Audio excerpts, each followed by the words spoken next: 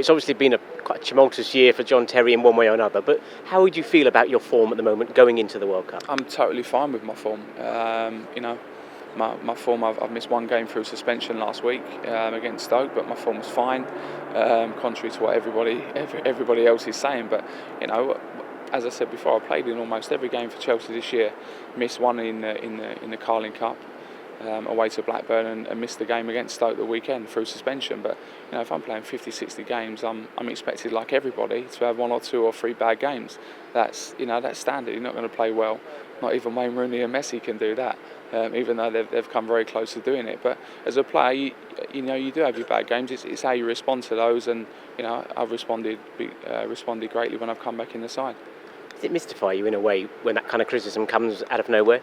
No, I think a lot of people sort of chip in, and ex-players, when people like Alan Hansen talk, and players like this who have achieved an awful lot in the game, and being a defender as well, when these kind of guys talk, I stand up and listen, even though I'm probably my own worst critic.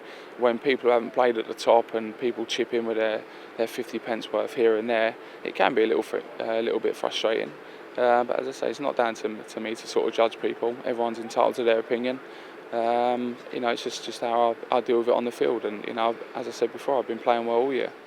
And I guess where you will be judged is on the field in South Africa. Yeah, no, of course. And talking of my form for Chelsea, my form for England has been very good through the campaign. I missed some important games for England when we didn't qualify.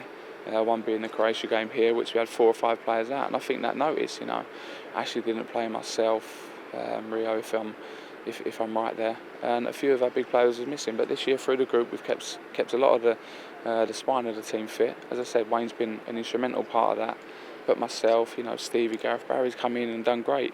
And I think with the experienced players we have in the side, we have a lot of exciting players as well. Like Sean Mike Phillips, Theo, Aaron Lennon, James Milner's been unbelievable for the squad this year as well. And we have so many players like that who are pushing for their place, wanting to be on the plane to the World Cup.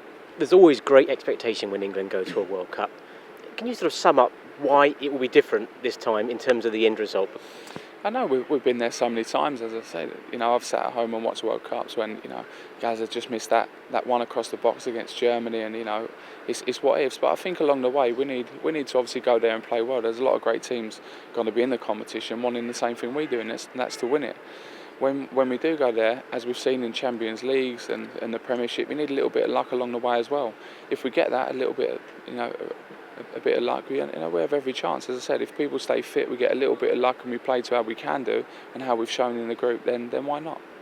So perhaps just to sum up, can England go and win the World Cup, John? Listen, I don't think anyone's come out and said we're going to go and win the World Cup. As I said before, we have a good chance. We had a good campaign. I think maybe that's where we've gone wrong in the past, where our players come out and saying we can do this, we can do that.